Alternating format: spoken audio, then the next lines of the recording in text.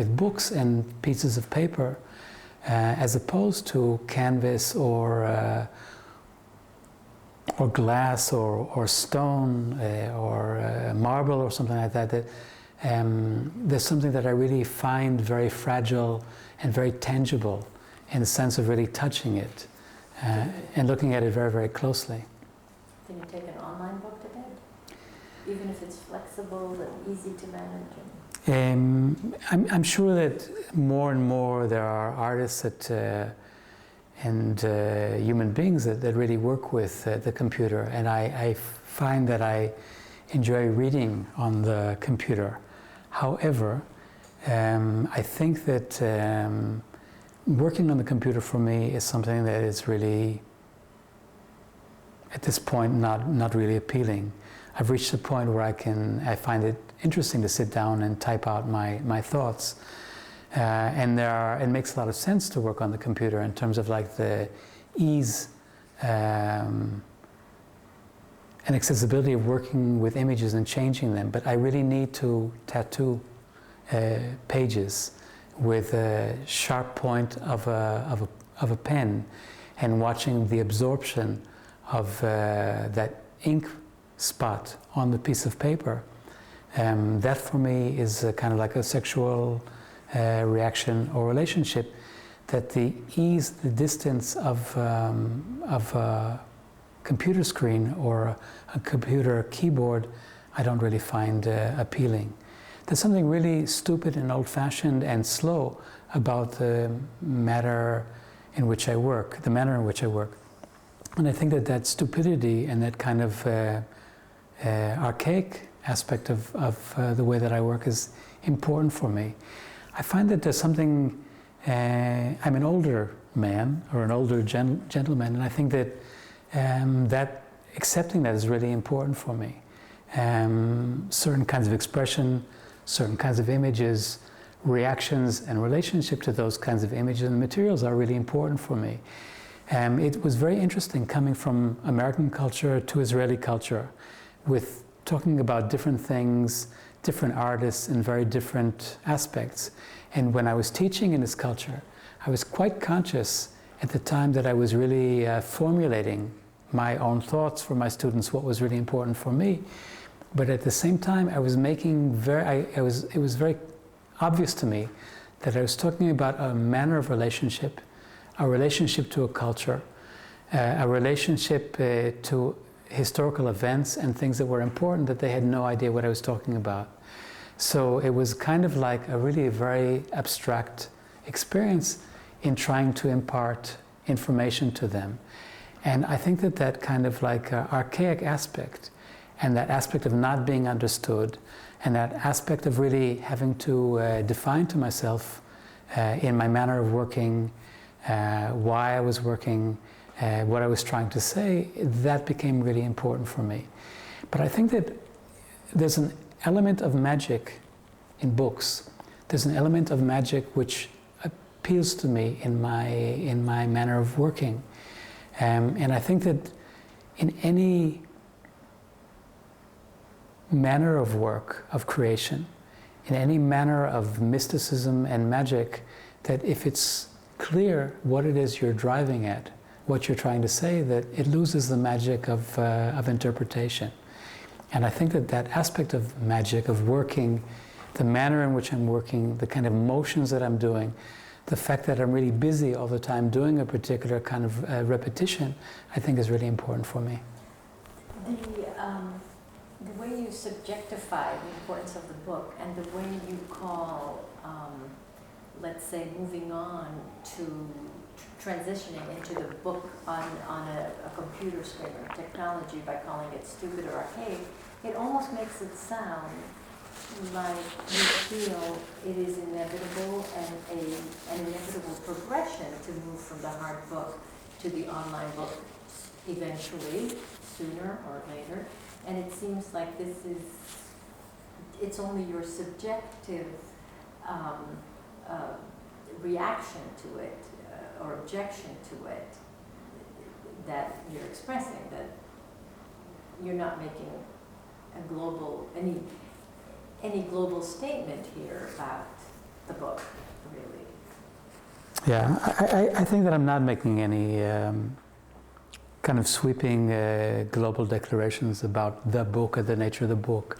I think that the book and the nature of the book has always changed in terms of the technology, from the time of working on papyrus to the time of working on parchment, to movable type, to Linotronic, to desktop publishing, to Macintosh and Apple, and everyone has has laser print. The fact that things really don't have to be printed anymore. I mean, I think that all of those things definitely change with time, and they change our relationship. I think as do any art forms. But I think that there's an importance to consciously or unconsciously changing things, because things disappear and things become homogenized. Everything becomes the same anywhere you go in the world. Every place becomes the same anywhere in the world. Food tastes the same anywhere in the world. And suddenly haute cuisine or nouveau cuisine with small portions of really healthy food on large plates goes out of fashion, and people begin bringing their grandmothers and mothers from Sicily and from the Balkans to cook. I think that it's interesting now that one of the aspects of luxury is to have really, again, hand-sewn, handmade, hand-cured, and I think that the same kind of thing really exists in terms of artwork and books. I think that like human beings, a handsome man or a handsome woman, that the minute they open their mouth, they either become more beautiful or much less beautiful. I think that for me it's the same kind of thing when you're looking at an image from across the room and you get up close and you really look at it from the distance of a few inches or a few centimeters, and then the magic begins, or the magic really disappears. I think that that's for me really important. I think that it's interesting in the genesis of language also to see that that's something built in the way that we talk about art. If we look at some of the origins, for example, of the way that we talk about art, we talk about 14th century Florentine art and the way they talked about paintings. They called the painting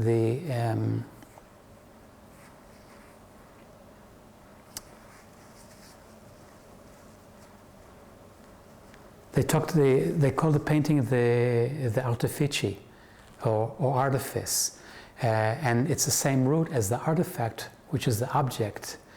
And we see the way it developed also in languages that developed from Renaissance ways of thinking. For example, even in German, for example, we look at Kunst, which is the German word for art, and something which is artificial is kunstlich, or Kunststoff, artificial materials. And I think that they're related, the kind of the object as an object, the kind of image as an image, and the fact that you're constantly going back and forth between the book or the painting or the drawing, both as an image as an object, and you go back and forth, and that's part of the aspect which isn't really understood, but it's part of like the magic interaction, which is really, really necessary. Otherwise, it's kind of like a pornography, which I think that doesn't really have the kind of sensual aspect which a really good relationship has to have. And I think that the relationship between the viewer and the artist and the object created, and this kind of like triple relationship, I think is really important. So, just to go back to, if for a period of time or forever, to some extent or another, the book becomes mostly held or read in a computerized form, that would be fine with you. I think the world is a changing place, and I think that one of the things that I become conscious of is the fact that any change for me, as many older people, is something that's threatening. However, I think that I've been around change enough time, and young people, and seen certain generations of art progress, that each generation says that the younger generation really, they're not like the way we were.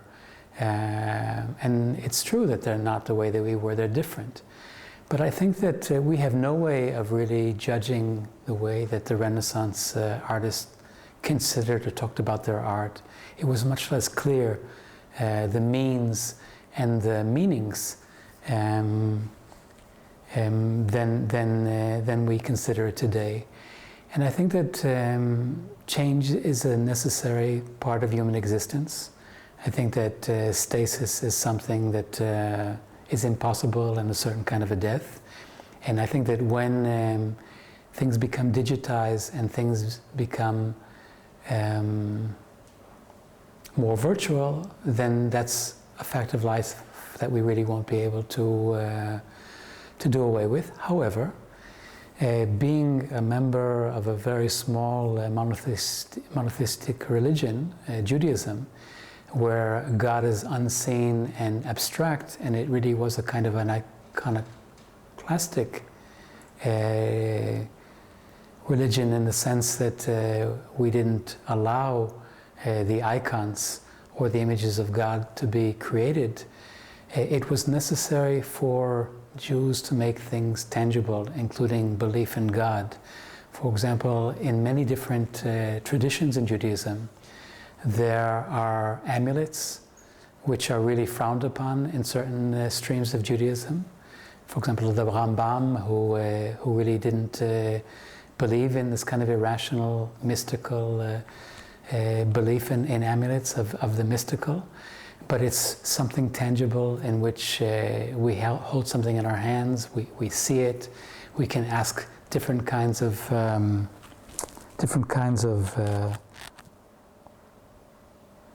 angels and beings to intervene for us with the abstract, distant God.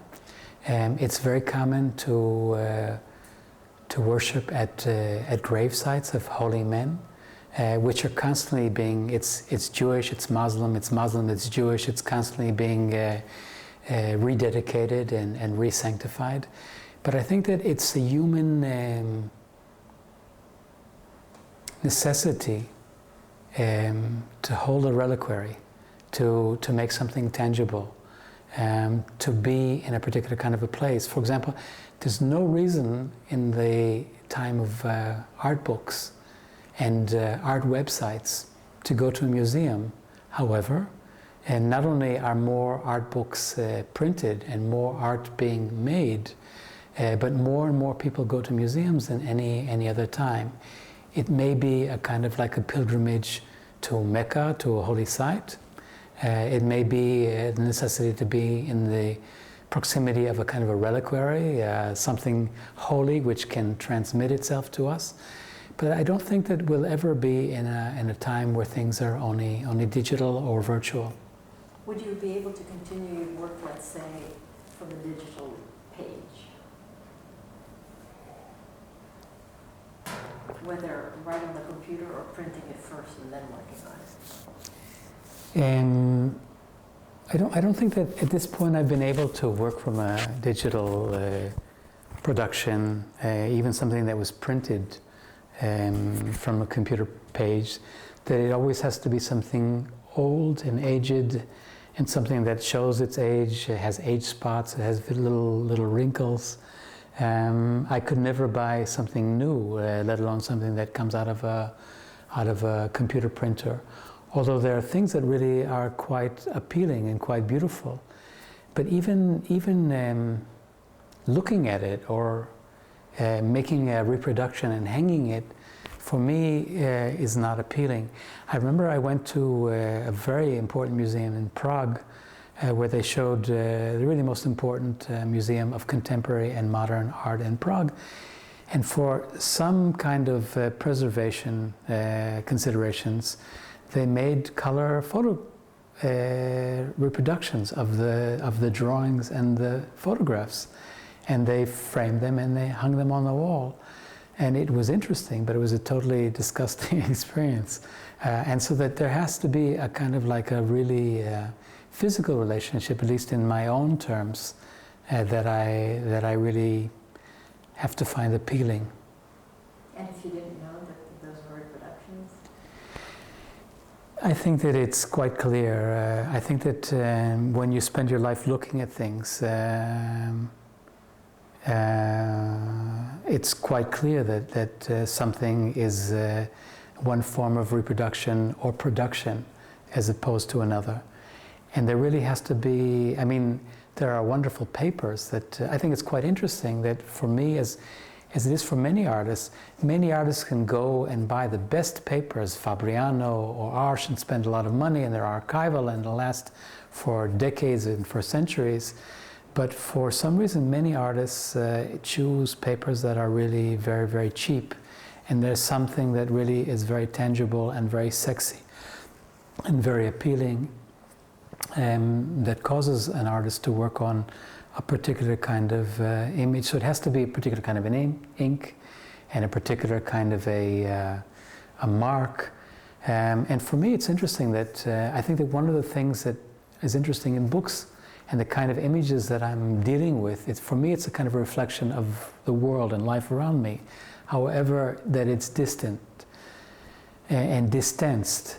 I think that there are artists who look at a subject and draw from life, Natore Morte, or from the landscape, or from the portrait. I'm not one of those artists. There are some artists that go out and photograph Natore Morte, or the image of the person, or the place.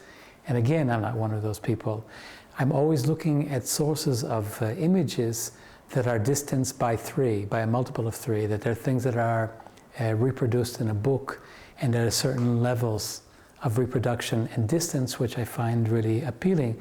But still, it's not a reproduction in the sense of a digital reproduction. Explain the three. Someone takes a photograph, or a photograph of a work of art, oftentimes reflecting something. Gina Lollobrigida's photograph that was reproduced in Life magazine, that is then reproduced in a book about Life magazine and its golden years, and then it's distanced enough and documented enough and archived enough so that I can really find it safe to work from it. I couldn't really take a photograph even, for the most part, and work on that. It has to have a certain kind of a distance. So, I mean, it may be at a certain point that the digital reproduction will be close enough so that I can feel comfortable in working from it, but at this point it's not at that point. Now, you said you buy books. Now, do you always buy books? Do you sometimes just come across them, I don't know where, the garbage friends, but just expand on that? And where? Anywhere in the world, in particular places? What are your favorite places to acquire books? I find books in different sources, but oftentimes I buy them in secondhand bookstores. And Jerusalem and Tel Aviv have a lot of really good, relatively inexpensive bookstores with secondhand books.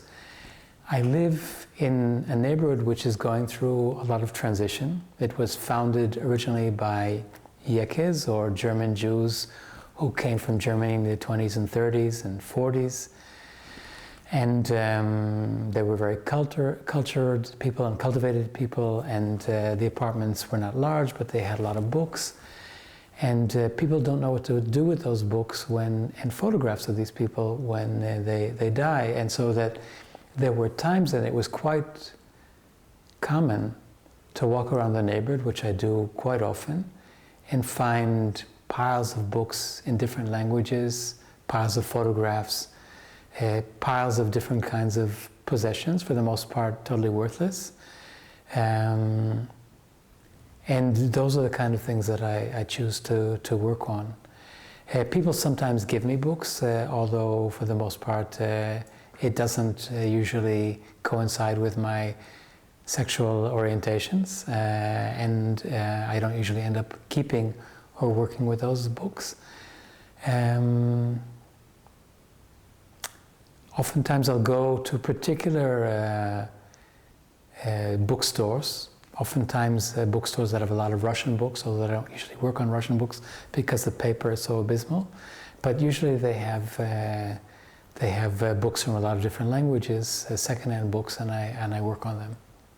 Now, you mentioned about some books being locked up, some books being available. Can you, are you able to comment on the different traditions, at least that you know about the book use, the reverence, the touching, the not touching, the making them available to people? And what's the point of a book if you just lock it up? You know, what, can you comment on the various traditions of the book? Yeah, look, we live in a very kind of complex culture and society, and our relationship to the book and to valuable objects changes and reflects the kind of society in which we live. We talked about one aspect which is very much alive in Israel of the Genizah, where books are buried and they're holy, but at the same time there are books that really are reflective of mass production and consumer culture, where people get things and they throw them away. And there are books that are valuable and delicate, and to some degree they're valuable as investments or valuable as repositories of our culture. And so they're locked away and guarded under lock and key. And that's all part of the aspect of relationship to books. And my wife, who grew up in a kibbutz, and her parents were from the former Soviet Union, and came really, they left after being in exile in prison for a number of years, and they really came with nothing. And over the years, after living on the kibbutz, they really acquired no property. They acquired really very few possessions. They lived very simply. And some of the things, aside from really fond memories, that they bequeathed really were books. And there are some books that Anat maintains that she would never part with because they belonged to her parents, and they were part of the trust of that kind of continuation of the family DNA. So I think that it's interesting that you go to curators' houses, curators from museums, or gallerists who have like really great art, contemporary art in their really nice white spaces, and you go to their houses and they have very, very different books about art in their bookcases, and they have different kind of art on the walls, and they look very different in their house clothes and in their house slippers. And I think that it's all part and parcel of what it is that the image that you want to project and what you feel comfortable in your living space. And I think that for me it's interesting, the living space of artists, and why it is that an artist as a person creates, why it is that an artist, and what it is that an artist as a human being really tries to reflect, and those kind of things that are really very, very personal, as opposed to things that are made for art spaces or the art scene. It's why I think for the most part that art installations are less interesting for me, and oftentimes like the sketchbook aspect or the private aspect and the works on paper that have a much less public face are much more appealing than works and books that are really created for the public space. I think that it's interesting for me that I was reading a lot, and I read a lot. I was reading a lot at the time that I began working on books as books and pages of books, and I think that it came from a certain kind of a frustration at not being able to write and not making something that was really kind of cohesive. And the people that I was reading then and the people that I read now really are the kind of people that you really cannot tell if they're talking about slices of life or if they're talking about literature. That there are people like Christopher Isherwood or Somerset Maugham and many of the young Indian writers that there's a luxury of time, a luxury of people talking to each other, and the kind of like recording. Primo Levi, you're not sure sometimes if he's writing about his life and his conversation with someone, or if he's creating something from his imagination, or a kind of amalgam of the two different aspects. And I think that those kind of like private personalities are really the kind of books that I really find attractive. Also, I usually work on books that have black and white reproductions, something that is really archaic, or if they were done with color, that they were usually in tipped-in reproductions pasted on a particular page, which is very different. And that archaic aspect of it is something that I find appealing also.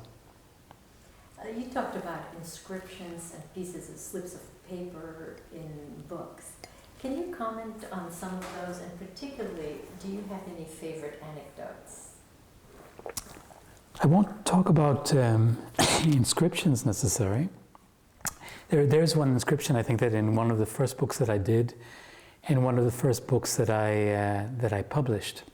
It was a little book that I found in New York in the Gotham Book Market.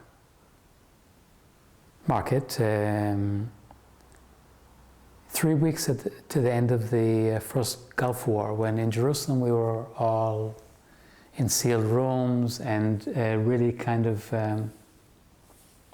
reproduced in a kind of a metaphorical way of waiting passively for something to happen or not happen. And there were elements of gas and anti-Semitism and a kind of a threat. And I think that it geared me, it spurred an awareness in me that there was a Jewish aspect and Jewish thema or themes that I was working with. And 3 weeks at the end of the Gulf War, which was actually kind of traumatic for me, which is, despite the fact that nothing really happened in Jerusalem, despite the kind of expectation, I found myself in New York, and I found a book with a small book. It was a book called Be True. And it was a kind of a book that was given, it was a religious tract, and it was a book that was given for a communion.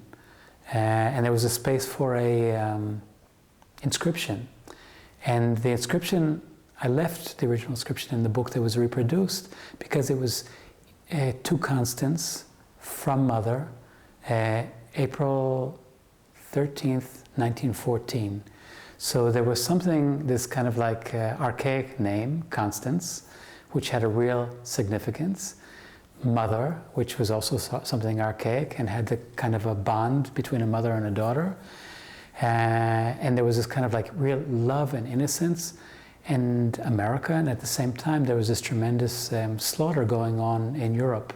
And soon the Americans would find themselves really drawn into the maelstrom of this slaughter. So that was an inscription that was really moving for me.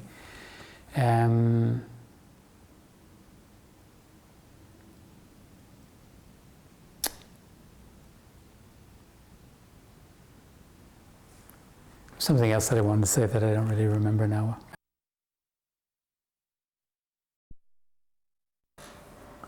I think in addition, there's not an inscription, but there is a book that someone did give me as a gift. And it's actually a little bit of it's a notebook that someone from the turn of the century, or the beginning of the 20th century had, where he was a kind of like a compulsive archiver of his own life, but in a very, very sad way. And it was something that had to do also